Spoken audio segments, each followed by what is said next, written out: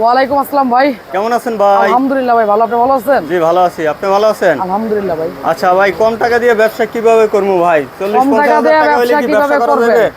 আপনি কি এখন ব্যবসা করতেছেন না বেকার আছেন? আমি তো বেকার আছি ভাই।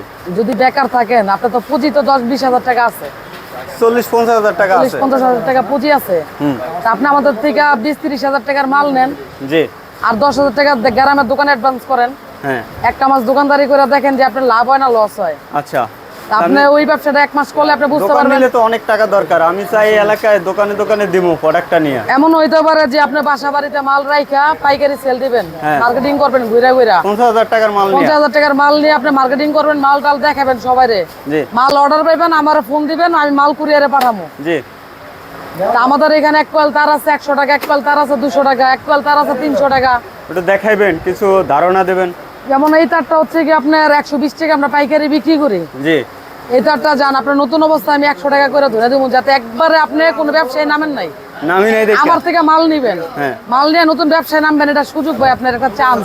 এ কি সব আপনার কাস্টমার? সব আমার কাস্টমার ভাই, তাই না? ভিডিও দেখে আসছে ভাইরা? হ্যাঁ? ভিডিও দেখে আসছে।